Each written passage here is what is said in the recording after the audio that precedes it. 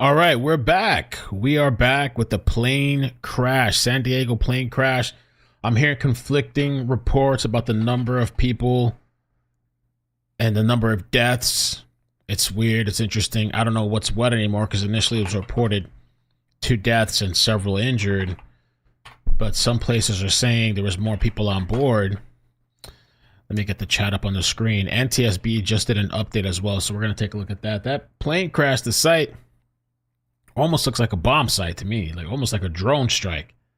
It's crazy to see how much damage it caused. Let's check out the NTSB update that just came out, and then we'll touch on all the new updates. My name is Elliot Simpson. I'm an aviation accident investigator with the NTSB. That's spelling ELIOTTSIMPSON.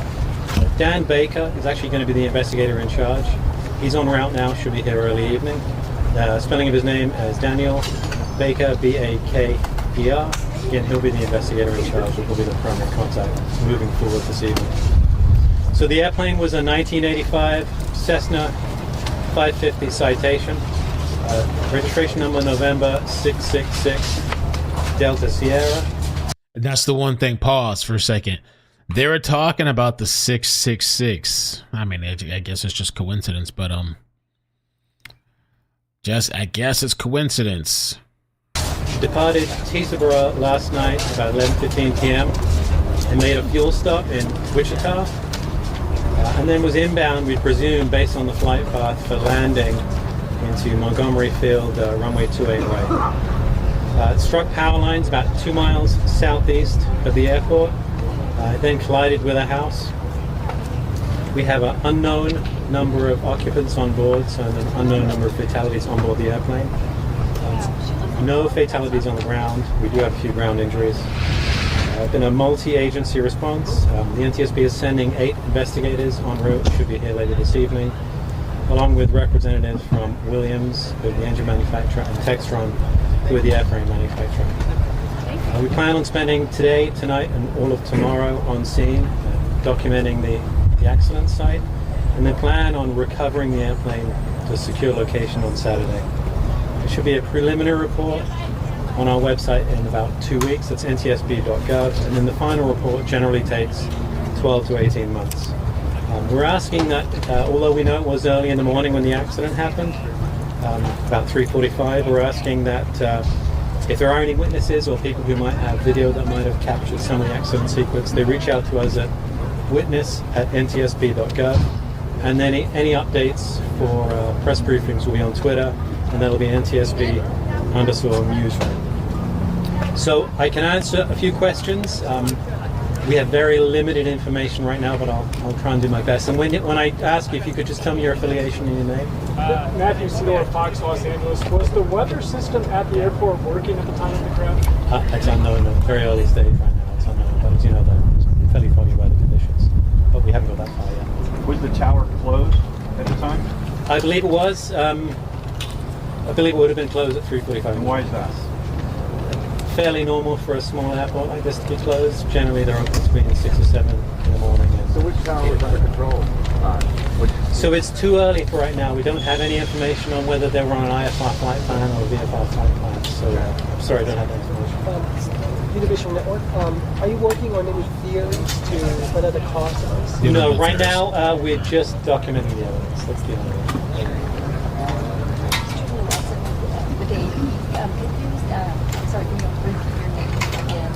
Yeah, Elliot Simpson with the NTSB. Okay, great. And can you also tell us a little bit more about what you know as far as how much of it one home or how much? It struck one home, and then quite a fair number of automobiles then caught fire afterwards.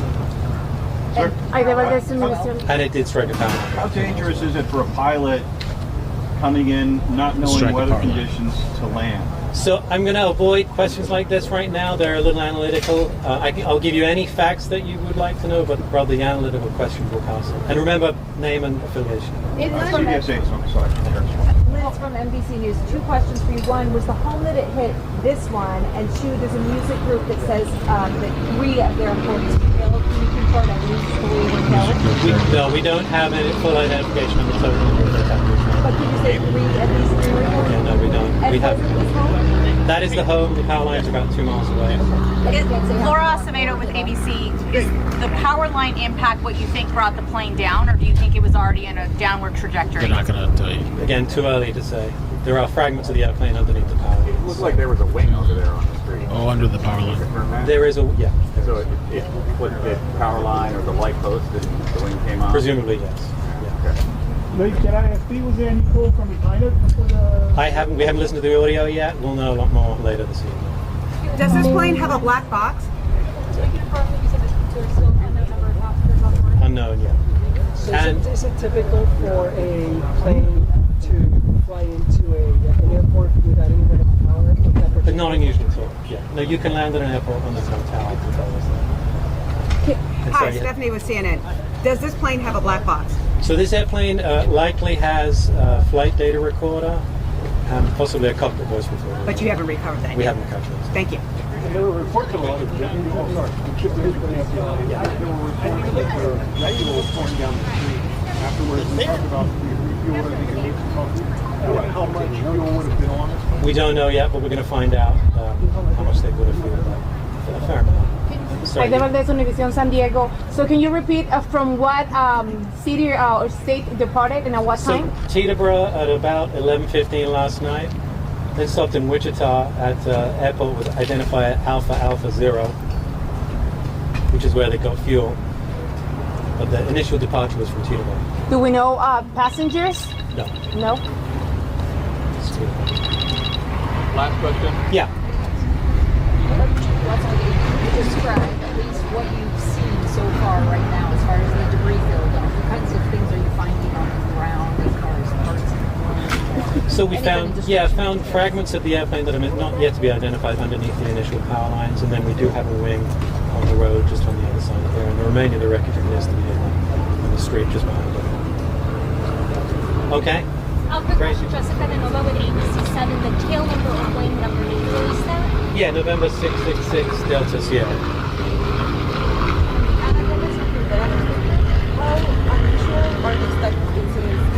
That's a little beyond the scope of that press briefing. Okay, thank you very much. What time can we expect the next update from you? Actually, if you check on our Twitter feed, we'll let you know. Probably later tonight or tomorrow morning. Okay.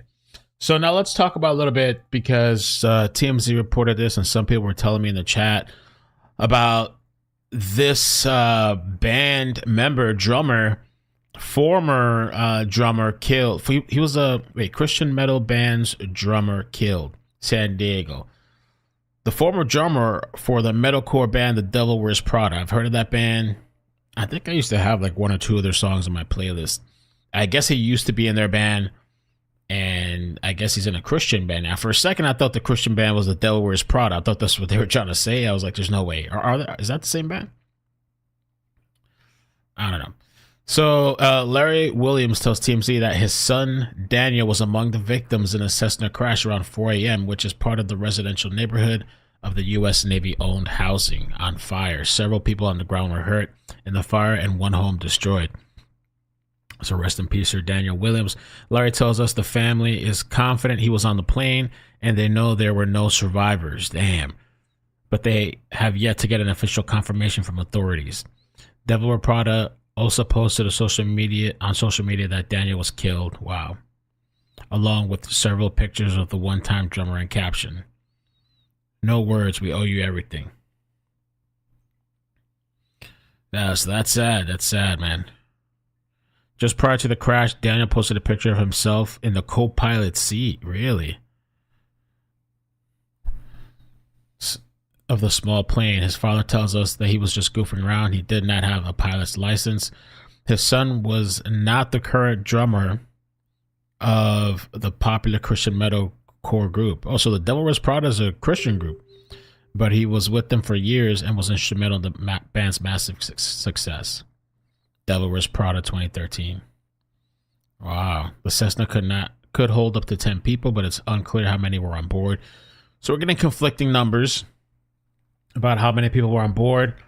AZ, and he got this from BNO News, says that BNO News says it was carrying 6 people.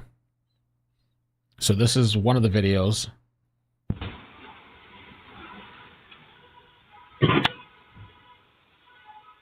May 22nd, around 3, 4 in the morning, close to 4 in the morning.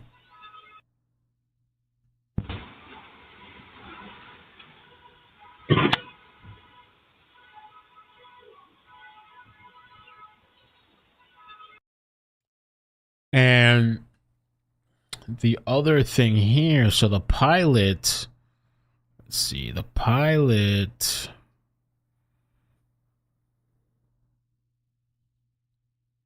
they're saying 2 confirmed dead, but they're saying, people are saying there's more dead. What we know about the plane passengers, the jet crashed. That crash was registered to Dave Shapiro, who was among dead. FAA records show that Shapiro was a registered pilot, flight instructor, and ground instructor. It's not clear if Shapiro was at the controls when the plane went down. As we've reported, Shapiro was also the co-owner of a company called Sound Talent Group, which represents musicians. The company says that 3 of its employees were on board, but didn't name all of them. Okay, so definitely more than 2 people on there. One of the crash victims appears to be Daniel Williams, a friend of Dave Shapiro, before the takeoff last night. Okay.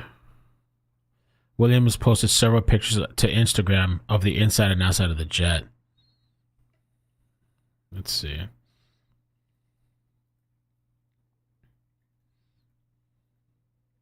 From me to you is how close it was. My lawn was on fire. When I saw a beam of light, and then it was a bigger boom than lightning, which we originally thought it was lightning. But then I opened the door.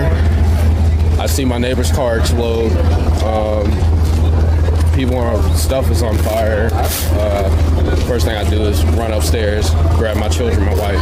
I heard like this like big bang like behind me, and like lots like sounds outside, and I was like, what the heck is going on? I was like, am I gonna die? Are we gonna like make it out of the fire, or like are we gonna like get our house back at least? I was just asleep. I'm a light sleeper. I heard the noise. I look out the window and our blinds were closed, so like I just was seeing through the blinds, and it was just bright orange, bright red, just super, super bright. And then like it was just boom almost, and I asked my husband like, hey, what was that? I wake him up. I'm panicked because I mean we have 4 kids in the house, so I'm like scared. I'm like, what was that? We open the blinds a little bit and we just see like smoke, like different little areas. I'm like, oh my god, something's on fire. I thought it was like a meteor or something. I didn't know it was loud. Wow.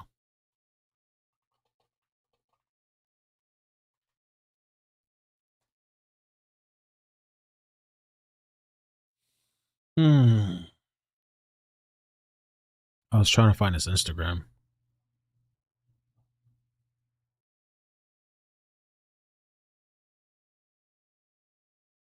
Oh, here's the pictures. Okay, hold on. Let me show you guys.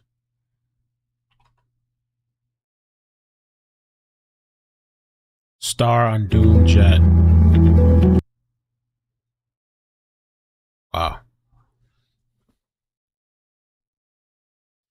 Daniel Williams, formerly of The Devil Wears Prada.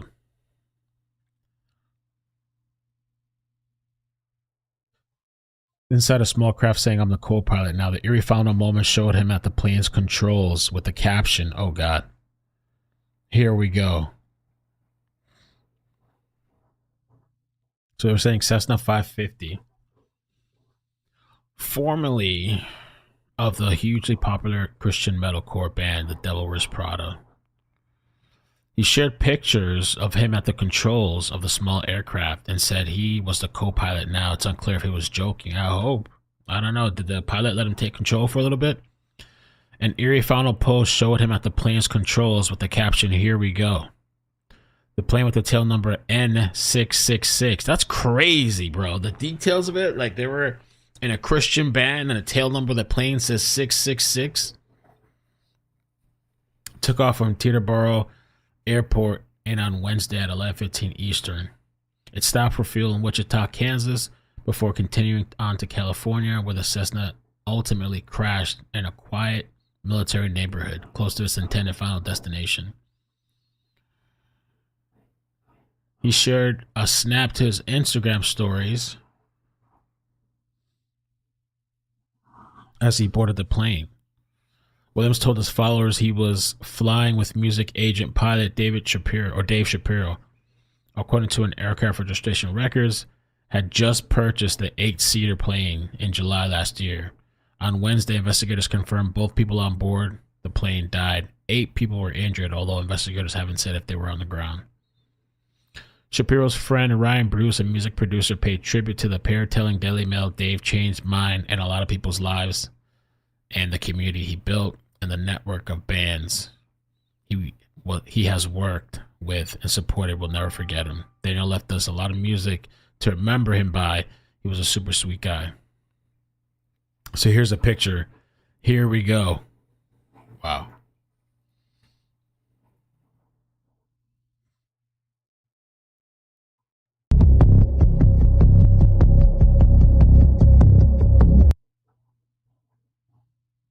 Oh.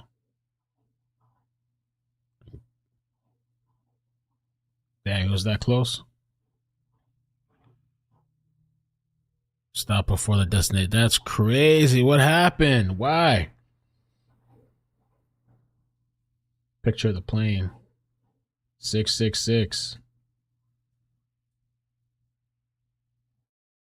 Hey, look at me. I'm the co-pilot now. Wow.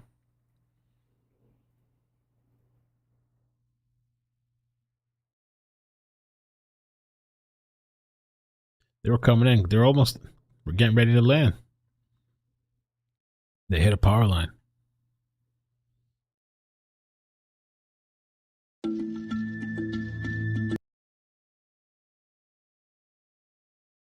Wow. Rest easy, Dave. Thank you. Damn.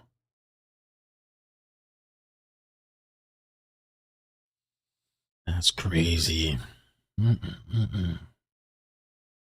So let me show you the other video of the crash that they were showing. This other video here. They have some other video of the crash. Here it is.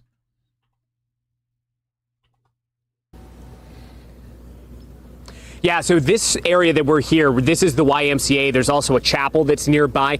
This has been the staging area for those that were evacuated from this neighborhood. And this was essentially a meeting ground for all of them to get together with what little they had to try to go over, hey, what are you hearing? Is everybody okay? And thankfully, again, what we can report is that it does appear that residents have been spared, that no serious injuries have been reported. Now, what we've also been seeing is a number of animals that have been taken after the fact. This does appear to be one of the animals that is with first responders, an emotional support dog. But there have been a number of other animals that have been taken from this neighborhood because they got loose from their owners, got loose from their homes. And we've also seen that the homeless outreach vans have been here to transport people to the shelter, which has been provided at Miller Elementary, which is close by. 100 or so people estimated to be having to evacuate from their homes. Now, I want to show you some video. This is actually video that was from one of those neighbors. We're going to start to get a lot of these Ring doorbell camera videos, but this one shows the immediate moment after that plane crashed. This is showing those flames shooting up into the air. There was a home that was on fire in front of the resident that has that Ring camera's home. So just adding context to what exactly people were seeing. They get woken up by this large noise. That all of the chaos is going around. They look outside their window. Who's that guy? Is that guy just walking through the fire? Or is that just the visual that we have? Guy looks like he's just chilling, walking through the flames. By this large noise, that all of the is that an alien? Chaos is going around. They look outside their window and they see those flames. 666. What the hell? They jump immediately into action with a garden hose, just trying to mitigate any spread of the fire that they could. We spoke with some of those residents. Here's what one of them had to tell us. So I actually had my bedroom window open and I heard the explosion, but I didn't know what it was. I thought it was something down by Walmart. And then we just saw orange, but I didn't hear any sirens. And we didn't hear sirens for a very long time. And that's what concerned us. And we ran outside and saw just sparks flying up and tried to make sure everybody was okay. It was very, very scary. Yeah, and just from our vantage point here, I know there's a lot of debris of where Regina and Kenny have been, but you can see that debris that's there too could have easily hit somebody. out for an early morning walk. Could have been a whole lot worse. Obviously, the light post, electrical wire was clipped as well too. And then as my photographer Julio begins to pan here, should also point out again, adding to the sort of danger of all of this is that it's not just the flames and it's not just the crash itself, but also the hazmat situation. It's an important reminder of what these firefighters are going through right now. They've set up this collection bin for those who have been there, made direct contact with any type of jet fuel. And also, as kind of want to point around here, as we come back to the neighborhood, you can see there's a family that's leaving, may have been told that they need to evacuate from their home, or maybe they were able to get in to see. But this is just to give you an image here of the folks that we're talking about. These are families that are leaving with nothing on their back. They're going to be right here behind this black SUV in just a moment. You'll see them with their child, their young child in their pajamas, just leaving with absolutely nothing on their back. I don't know, obviously, the status of their home or exactly what it is that they went through, but that's the image that we saw very early this morning from a number of people. Guys, back to you. Wow. Okay, so that's the update for now. I am going to post a really short video on the second page when I get off this live stream.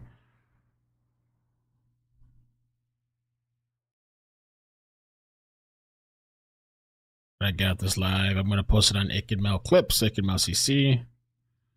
So definitely check that out. All right. Short video.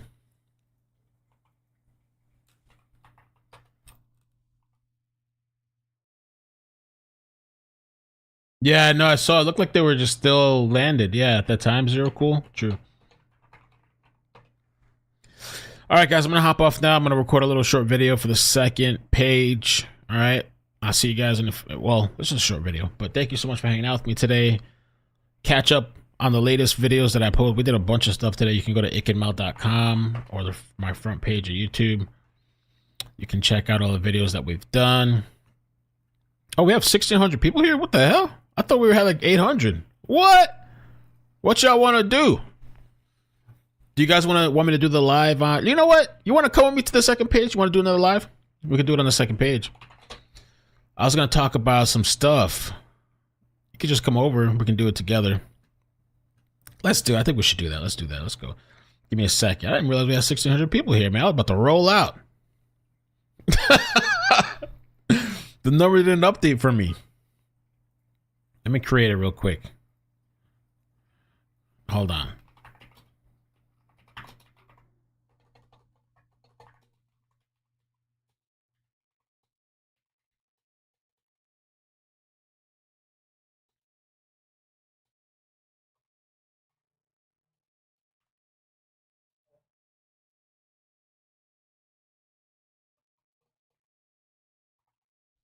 Let's do it. Let's do it. Let's go. Don't leave me yet. Every time I say that to like 500, 600 people leave because I say, all right, bye. And then everybody's like, oh, it's over. I have to make a quick thumbnail. Let's do this. How quick can you be? Let's hop over to the second channel. There's actually like a few little things I can play. I think it's interesting. I think you'll.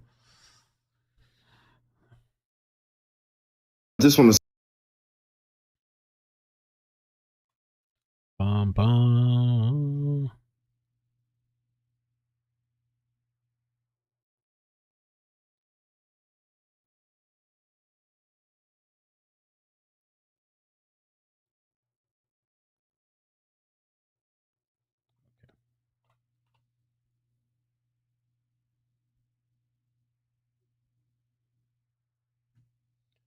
That's part of the thumbnail right there. Give me a second.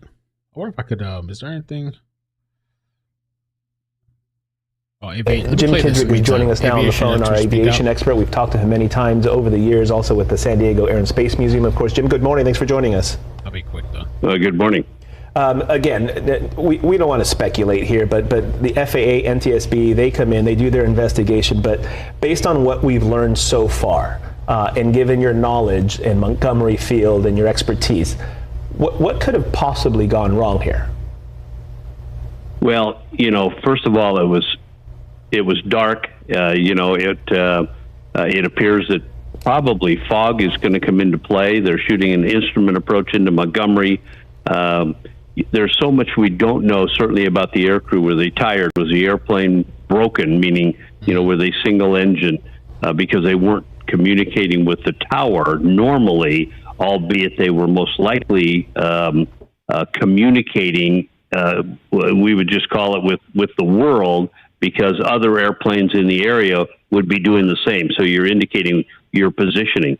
So they certainly gave every indication of trying to shoot, like I said, an instrument approach into Montgomery.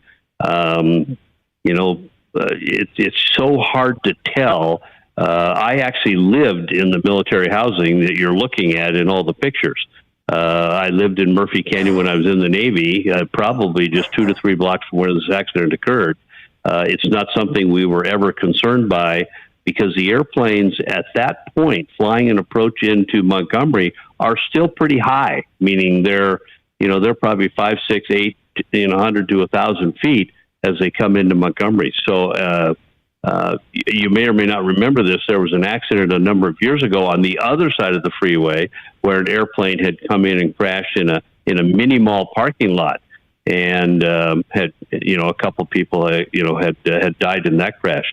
So it's so hard to tell yet, because I'd love to look at what were the weather conditions. Fog is very, very common at Montgomery, at Miramar, where I did a couple tours, because that marine layer just comes in and it is extremely thick. And of course, this airplane is going to fly to minimums. Minimums would be, 100 feet, 200 feet above the ground, and a quarter or a half mile visibility.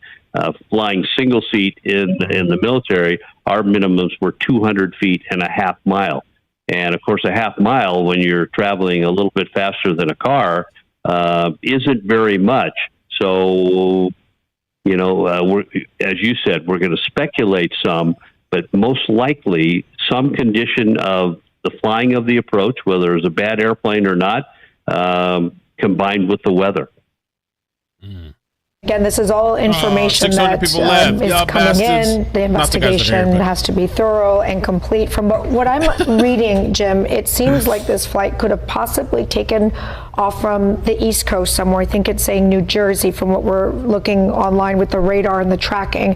Stops in Wichita, Kansas, and then heads to San Diego. Is it common for this particular airport to be accepting flight departures and arrivals in the middle of the night at like 3:47 like this? Well, it's probably not very common, okay, but it still does happen.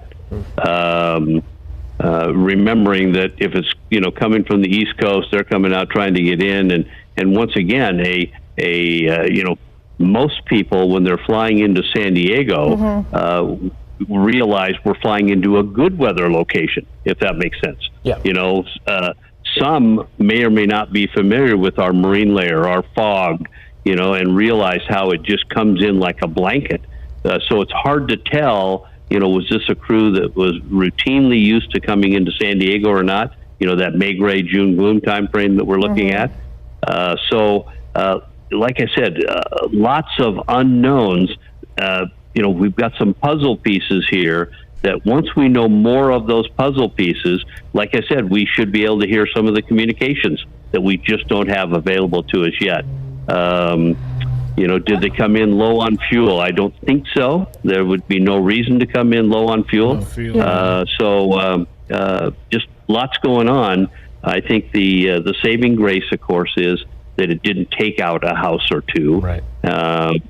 Because in that location that it flies over, that's always a possibility, and because some of the route actually goes over, I think the Admiral Baker Golf Course, and so it's. I think the good news here is nobody on the ground was killed, and that is by the grace of God. You talk about those puzzle pieces, and as we go back and forth through different live pictures that we're looking at, the debris field is pretty large.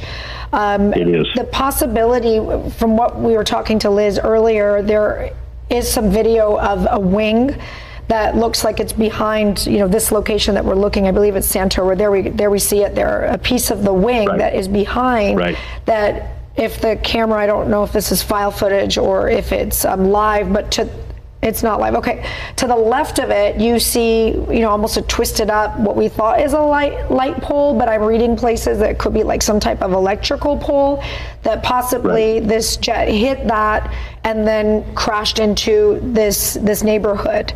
Have you heard anything? Well, I've seen the pictures. Okay. Certainly the poles would not have been in the glide path, if the airplane was flying a normal glide slope into Montgomery, it wouldn't be hitting anything. Yeah, okay, it'd be well above it.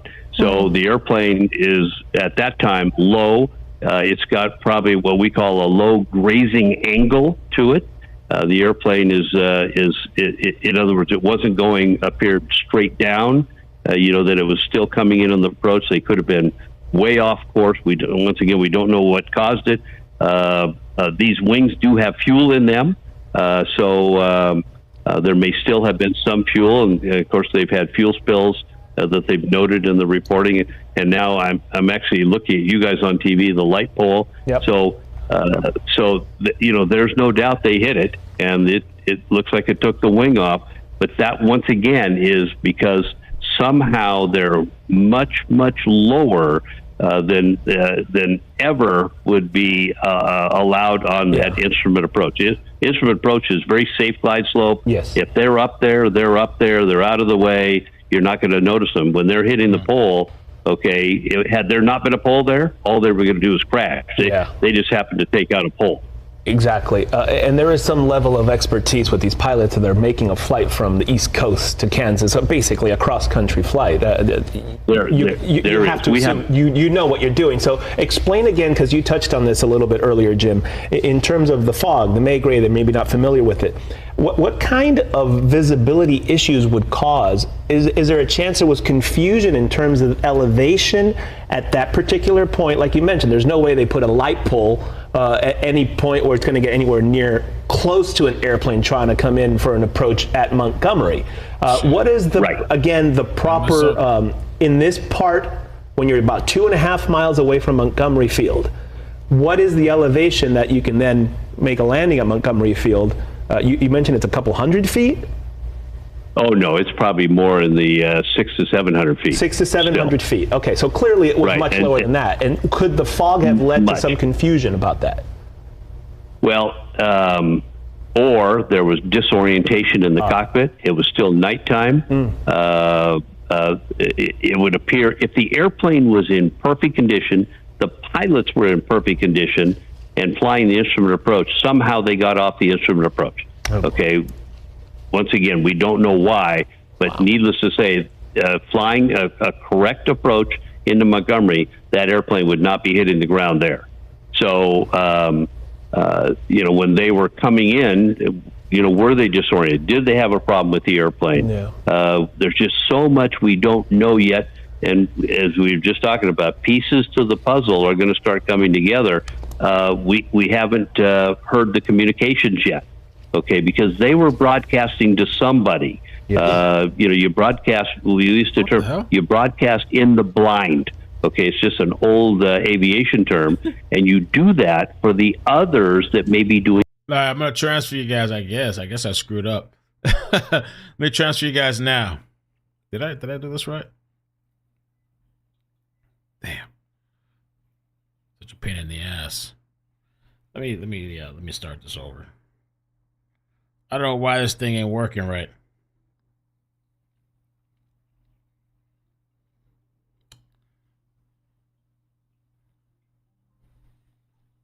Doing the same kind of thing you're doing, coming into an airfield that doesn't have its tower manned because it's 3:45 in the morning, because there are runways in the United States that literally at airports are off. The runway lights are off until you dial up a frequency, and then you transmit on that frequency, and the lights come on.